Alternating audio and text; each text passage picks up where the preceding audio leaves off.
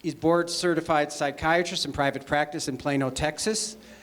His goal as a physician, listen to this, is to help his patients alleviate unnecessary pain and suffering. That's it in a nutshell. He is a clinical professor of psychiatry at the University of Texas Southwestern Medical School in Dallas. Half of his practice is individual psychotherapy, and the other half is evaluating and treating patients with all forms of ambulatory psychiatric illness, and during the last decade, the treatment of chronic pain. In your booklets, your bags, is a handout that he's going to be talking about. There's no slides, and it's just the expertise of Alan. Thank you. When I started preparing for this, I did a lot of research about physician-patient communications. I think this will come as no surprise. 99% of the literature is how physicians are lousy at communicating. Well, I know that. I'm a physician. I've been on the faculty at UT Southwestern for 30 years teaching medical students and residents things about depression and anxiety, but also how to actually effectively communicate with patients. Ask open-ended questions. Listen for more than a minute and a half. All of those kinds of things. And I've had very modest success because it's going against the wave. What I wanted to do here is give you the flip side. I was trying to help come up with ways to empower you when you see your physicians. And Jim sort of narrated it to add to nurse practitioners and physician's assistants. I wanted it back to physicians. I think this applies to everybody. I just am not really qualified to talk from the perspective of a physician's assistant or nurse practitioner. So kind of adjust this for whoever it is that you're seeing. But the point I'm getting at is, I would like you, when you leave with lunch today, to have a really good grasp of where we're coming from so you can effectively get the most out of those encounters and ultimately get better care. So, thinking back to this morning, you had 3 outstanding lectures, 275 slides. I decided to balance that a little bit, nothing there. I put a handout together, 1 page. If you don't have one, it was in your little packet. I'm sure Jim can provide some more. When you heard the physical therapist talk, she gave some really good information on what goes on with physical therapy, imaging, and she did go over some concrete details of what you can do. A lot of it was learning some of what you can do. We then had a PhD researcher who gave you a phenomenal update, and I learned a tremendous amount about the glial cells and what's going on. A lot of learning took place. And then we just had a physician who's a clinician talk about the treatment. The vast majority of what you were given was great information. I'm going to take a slightly different perspective and try to give you information, but resulting in what you can literally do. I'd like you to be more active in your care, have better outcomes. So, in order to do that, as a physician, we learned in medical school how to take a history, how to ask people questions. Your head hurts. How long? Where? What makes it worse? Is it sharp, dull, burning? All of those kinds of things. And we would then formulate a diagnosis. Sometimes it would be a preliminary diagnosis. It might be a working diagnosis. But the hallmark of physicians, what we spend years getting drummed into our heads is make the best diagnosis you can. It's absolutely critical in all of medicine. So I'm going to use you as an example, and your name is Barbara. Barbara, you just did all your part. Barbara comes in to see me. I'm a family physician, let's say. She says, my head hurts. Do I grab my prescription pad? Okay? Maybe she fell down and bonked her head. Maybe she's got a migraine. Maybe, who knows? Those are symptoms. A headache is a symptom. It's not a diagnosis. I'll dig in for a while. Is it migraine, cluster, temporal headache? I had a patient once who had headaches. Here, all right, here's where I'm including you. So, true story. And these are not like esoteric things. 28-year-old woman comes in to see me. Now, I'm a psychiatrist. I do psychiatry. But she comes in to see me, and in part of my evaluation for depression, I go from top to bottom. Any head problems, any headaches? She goes, you know, come to think of it, I get really bad headaches. Okay? How often do you get the headaches? Well, they're about once a week. Now, I'd like some volunteers. Just throw out some questions. What kind of things, otherwise healthy woman, where do you think I go with this at this point? What are you doing? How long does it last? Right. So I asked her, roughly how long does it last? Couple hours. Okay, then it goes away. Right. How often does it happen? Once a week, Sunday night, around 9:30, 10 o'clock, without fail. Do you get them at any other times? No. Now what? What are you doing? Right. What do you do? So a lot of people said, well, maybe she doesn't like going to work. Well, that's certainly a possibility. That could be the case. What are you doing on Sunday nights? She's going for Chinese food every Sunday night with her friends, okay? Now, this is bleeding edge medicine. I want to let all of you know. I said, somehow the letters MSG pop into mind. She goes, oh, God, what a moron I am. I said, no, you're not. But here's an experiment. And here's actually the critical part. I said, try this for the next couple weeks. Don't do that.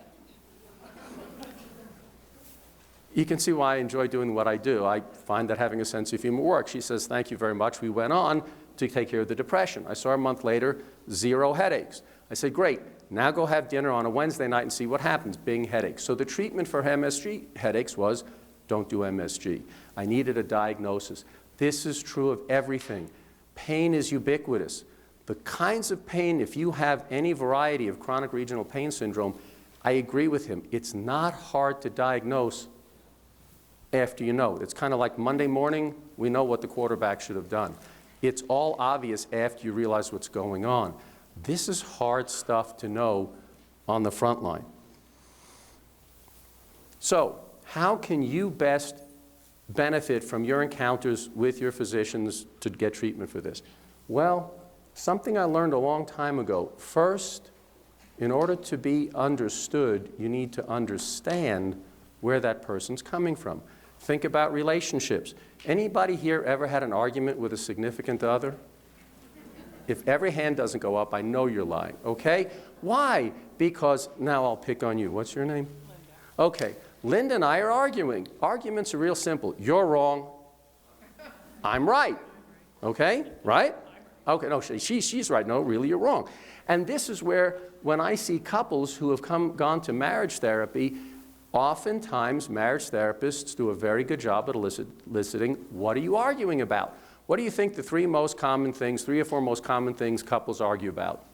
Money, sex, kids, work, relatives, in-laws, depending on how close they live, religion, that kind of stuff. So a good family or marital therapist will spend hours explaining to him why really he should look at the good part of his in-laws. They mean well, they provided his, on and on and on. Phooey, exactly. Then after they've reconciled that, it moves on to something else. What they missed is the common denominator. They argue.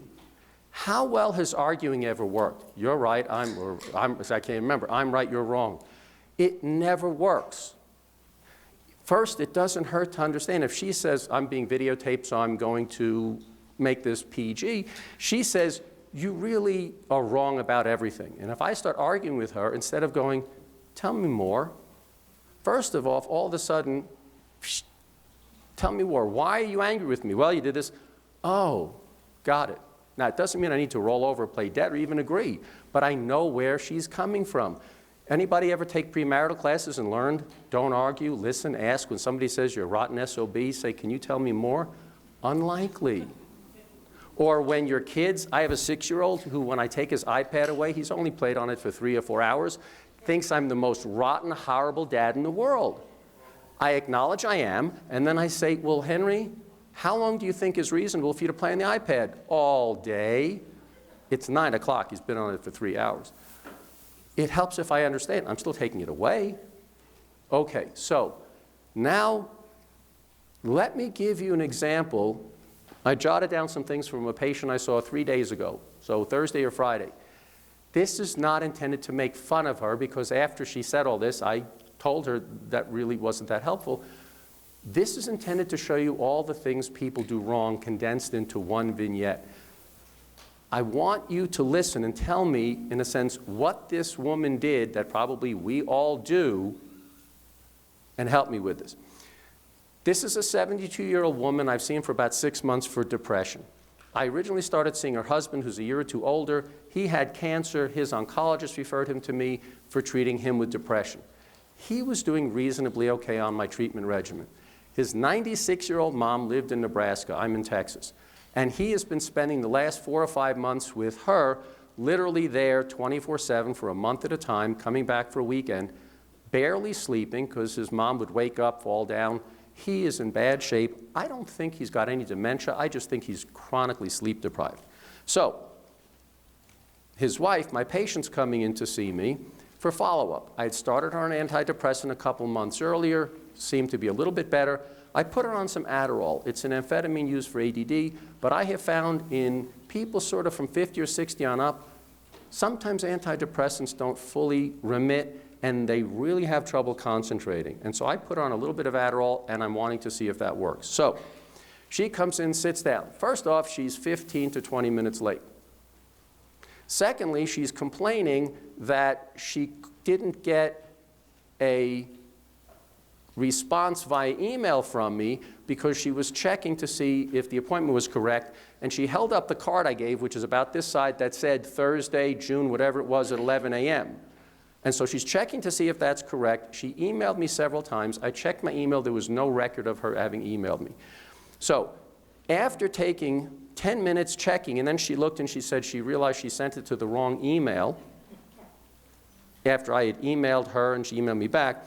She spent 10 minutes talking about her mother-in-law dying. So this is her husband. Her mother-in-law finally passed away. That took about 10 minutes. Then she was telling me how frustrating it is to have her husband being out of state because they have substantive IRS issues. Apparently he kind of forgot to pay taxes for the last 5 or 10 years, and the IRS is breathing down their neck. I know this is extremely important and extremely stressful. I'm trying to find out if her antidepressant is working, if the Adderall is working. Adderall is a Schedule II drug like narcotics. I need to be careful. She eventually also tells me she's been put on tramadol, a pain medicine, which I think is not a good choice with the SSRIs I have on. And she's telling me that, oh, by the way, here's that Adderall prescription that I didn't fill. So I know she's not abusing it. She didn't fill it, which helps explain why it's not working. But she hands me an Adderall prescription, which I'm really glad she handed me back, and an empty bottle of Lexapro, which is the antidepressant I had her on, and I look and it has a couple refills. And she's telling me she can't get refills by law. And I'm looking and it says 2 refills. So I say, well, it says here, okay, eventually she realized she meant to give me the Adderall bottle, not the Lexapro bottle. And I said, now, why didn't you fill the Adderall? She said, well, she had filled a previous prescription, but then discussed it with somebody who said it'll actually work better if you don't take it on weekends. I didn't know medicine works better when you don't take it, okay? I know people who believe in homeopathy think that's the case. I'm not a homeopath. But I asked her, what do you mean? She said, well, she spoke to her internist who said, if you don't take it over the weekends, when you start it up again on Monday, it'll sort of work better. And I said, do you drive on the weekends? Yes. Okay? Now, what I was trying to find out, I already diagnosed her, but what I'm trying to find out is my treatment working? Based on what I've told you, do I have any data to let me know, is the antidepressant working? Okay? Now let me ask you, how unusual is that? Happens all the time. When I showed up at this meeting last year, somebody, either when I was talking on the side, somebody said, well, one of the problems I have is I can't eat breakfast. So I've used that example about 12 times. So I'll move over to Brent now. Brent's my patient. He comes in, I say, how are you doing? He says, well, I can't eat breakfast. What does that tell you? I'm sorry?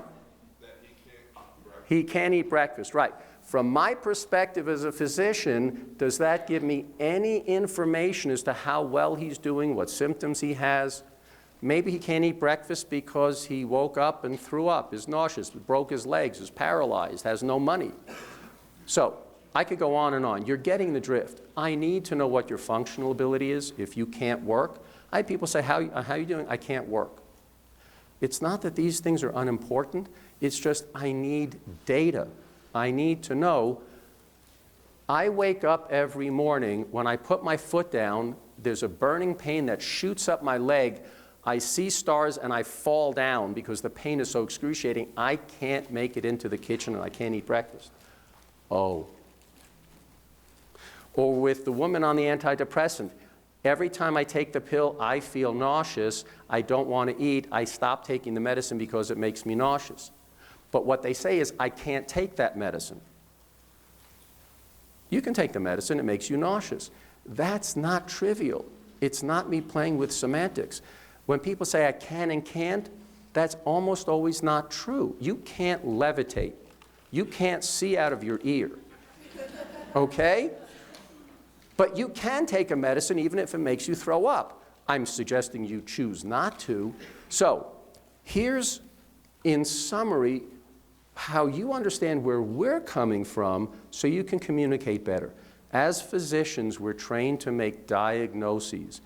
Then we try to figure out what causes it. Going back to my MSG person, the diagnosis was migraine. The cause was MSG. I could write her for Emerge or Imitrex or whatever, and I may have just as an emergency, but the treatment is don't do MSG, okay? My cousin's a rheumatologist. He had an 80-year-old lady telling her her shoulder hurts. He's sarcastic like me. He says, well, what do you do? She says, I scratch my ear. Can you show me? She goes, yeah. It hurts my shoulder when I do this to scratch my ear. Don't do that. We need you to give us data. And it doesn't mean you need to be robotic. It means you need to know how to present a case. And it helps if you start from the top down. How are you? You can take a minute or two and say, I'm feeling better, I'm not all the rest. But it really helped. Tell us what's going on with your head, your eyes, your nose, your ear, your throat, your chest, your lungs. Tell us what you are experiencing. Not the conclusions, not the explanations. Tell us data. We want to see and understand what you're experiencing. I take your Brintellix, it's my Brintellix, of course. I take your Brintellix and it makes me, I get blurry vision. Ah, okay, or I have sexual side effects. I have no sexual desire. I have urinary retention, constipation. You don't have to use a whole bunch of technical medical mumbo jumbo, but we do need to know what you're experiencing. Is this making sense? Okay. I'll go through more detail with that in a minute. One of the things that's incredibly helpful is to know exactly what treatments you're taking. That doesn't mean kind of, sort of, like. Can you imagine me writing out a prescription? I sign my name, I say, here, write in the medicine. Or I put in a medicine, but I don't tell you exactly the number of milligrams, when to take it. It really helps if we know precisely what treatments you're going to have. And if you're in pain, you may not be at your best when you come in. One of my patients who kind of got me into this loop lives about a half hour away. She has had to cancel about 1/3 of her appointments because of horrific weather, because these storms cause her nerves to just flare up. So when she calls me now, I know I just look at my weather and I get it. But she would tell me the lancinating pains in my leg. I can't stand up, but now I understand why. We need to know precisely what medicines you're taking. It really is important. You know why a blue pill doesn't help me? Seriously, why doesn't you tell me I'm taking a blue pill in the morning? Why doesn't that help me much? There's 8,256 blue pills, and next month they'll be green. This is the problem with generics. You may take generic Ambien. Ambien used to be the little blue pill. I don't remember what Viagra was, but it was, I think, a green pill. Then they go generic. You mix up your Viagra with your Ambien, it's not going to work too well. Because Ambien was blue, now it's green, and Viagra was green, now it's pink, and you think it's your blood pressure pill. So you're taking a Viagra every day when you go to work. Okay? You think it's funny. It was when they told me this, but they didn't think it was funny. So, how are the ways you can clearly communicate what medicines you're taking? You can bring in the Walmart bag and say, here. Oh my God. Now I'm looking through 14 or 18 bottles. 18 of your 19 are going to be vitamins, and it takes me 20 minutes. It's better than nothing, and you may want to show you've actually filled your prescriptions. But you know, this is a lot better and a lot easier. Type it up. It is enormously helpful. I'm treating one 70-year-old lady with chronic pain, occasionally in a wheelchair, multiple surgeries. Anybody know what anaphylactic shock is? Okay? It means you take something and you get close to dying. Your throat closes up, you can't breathe. She has an anaphylactic allergic reaction to aspirin and any aspirin product and has chronic pain. Do we need to be careful prescribing medicines that may have a little Motrin in it or something? Okay. The first time I saw her, she came in with 5 pages of this. Now, I just basically had a mild heart attack looking at it, but she had every physician she saw, their phone number, the medicines he or she prescribed, and then on the next page, all of her surgeries, which took a full page. Every medicine, what it was for, and then every couple times she saw me, she'd bring in a revised page. It's a godsend. We can look at it, know your dose. Not only is it helpful for me, it's actually critical for you. Can you imagine you live in California, you come here, you stub your toe, you have to go to the local ER, and they say, what meds you taking? Oh my God, you're going to rattle all those off from memory? You go here. Now, they'll run out the back door, but at least they have something written. So please write down the medicines, hand them. Does that sound fair? It's going to take a lot of work, but now they know what you're taking. It really helps if you know what your medicines are for. Anybody have an idea what the #1 reasons that medicines don't work?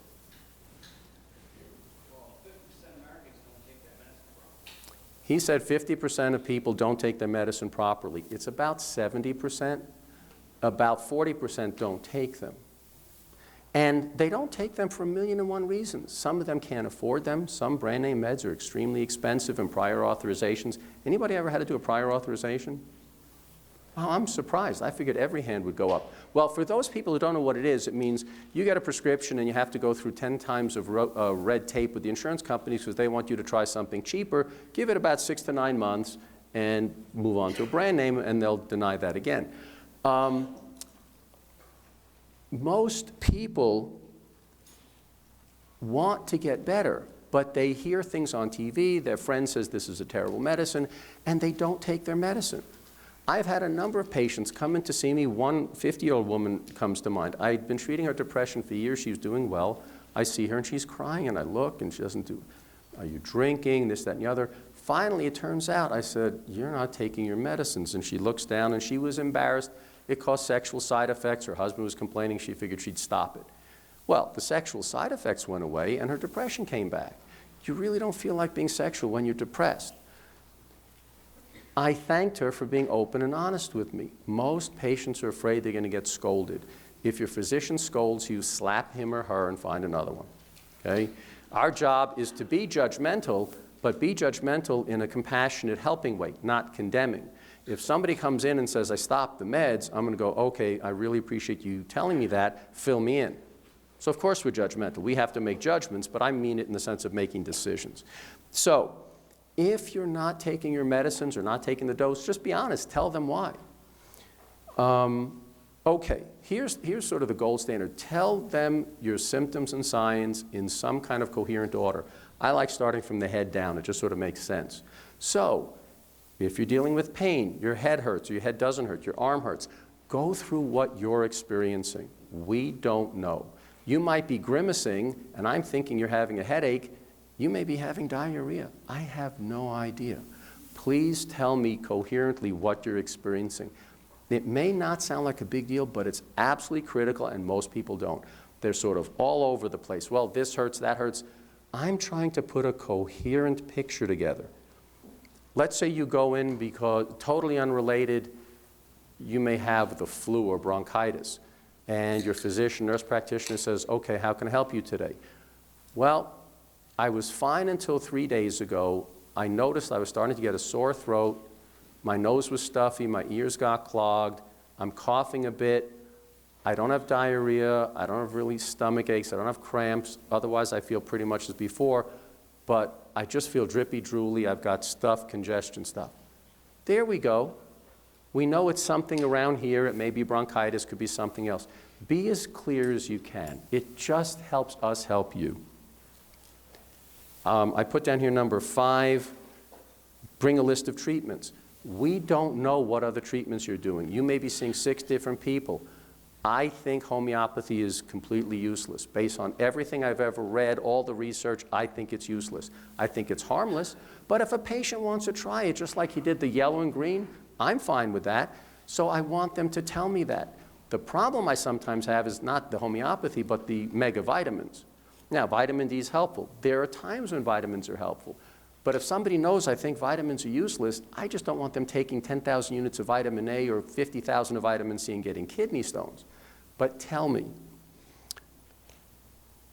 depending on the physician you're seeing, you may have a lot of questions. And it's kind of hard sometimes when you show up, have a list of 9 questions and they don't know.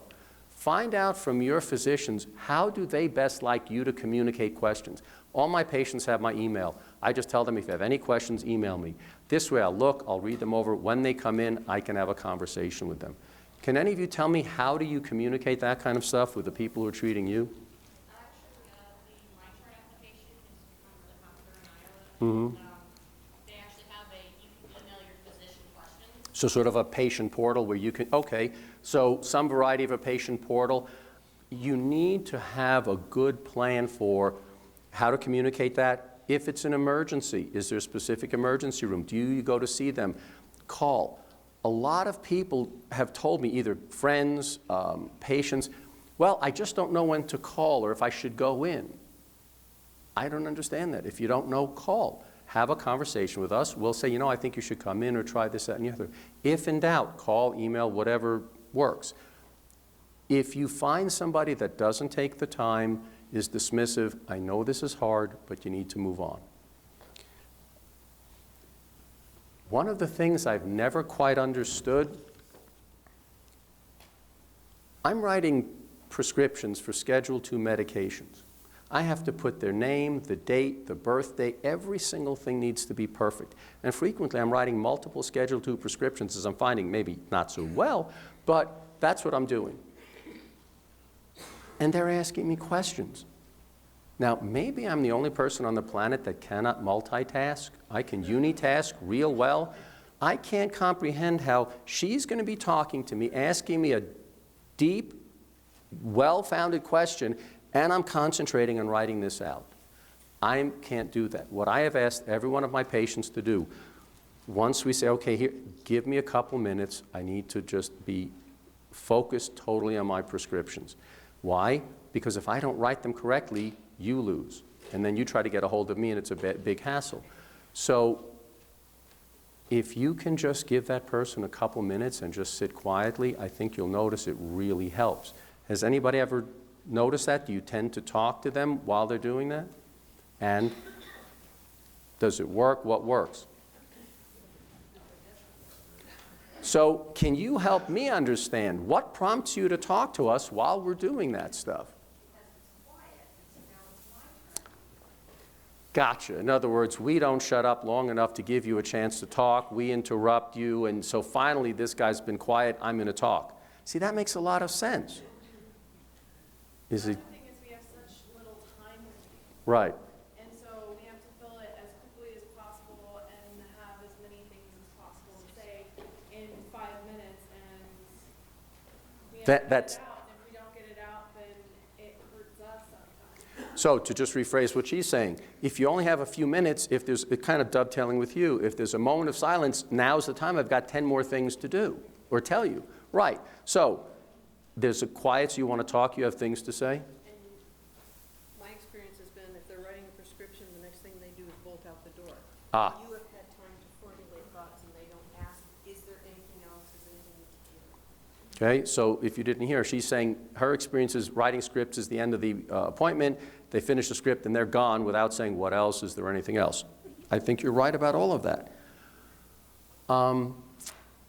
Do your best to be on time.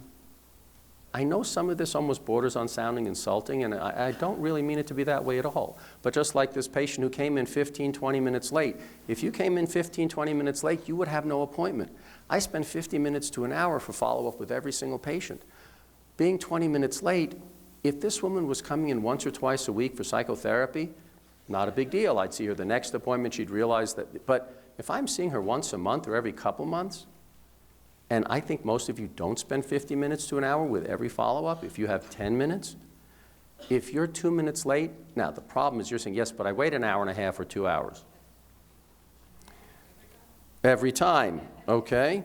So If you're looking for a needle in a haystack, what does it help to have? A really good magnet to find that needle. So how do you find a good physician who will pay attention and give you good care? I'm hearing a lot of muttering. You're waiting for me to tell you. I'd tell you if I knew. Yeah. I called my psychologist's office and I asked the girl at the front desk, I'm like, would you let him treat your children? There you go.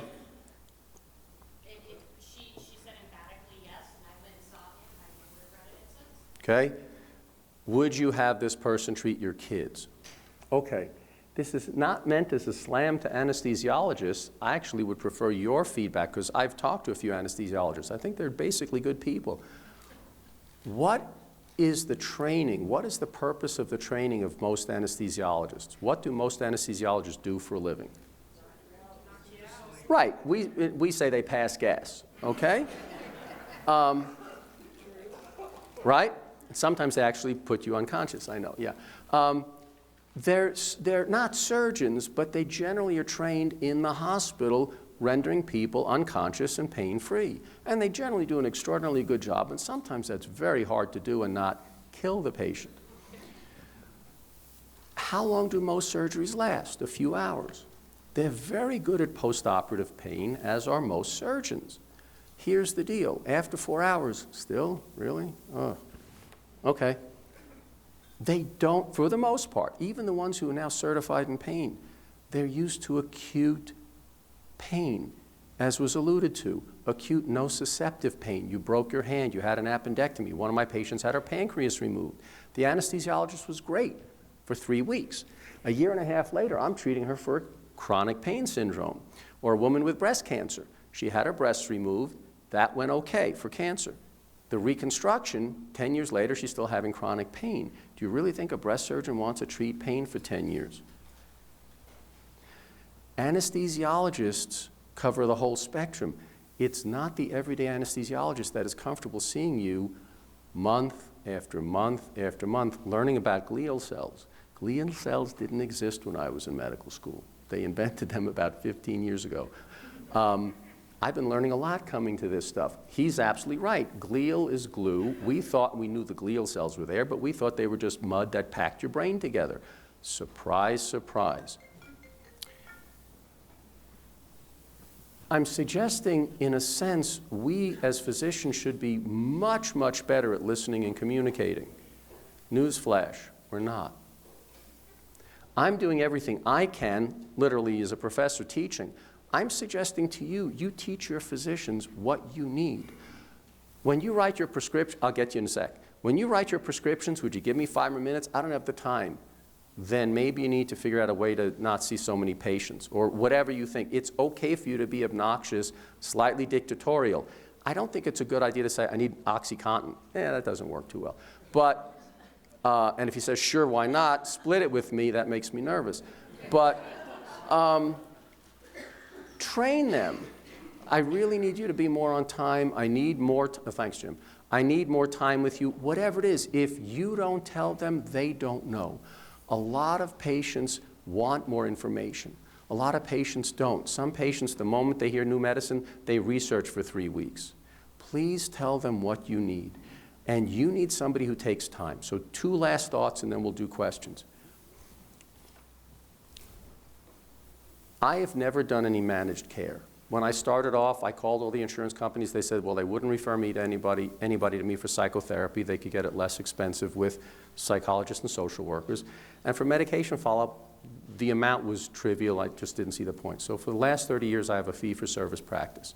What that does is make me really need to be focused and attentive, because if my patients don't think they're worth, if they don't think I'm worth what they're paying, they walk out the door.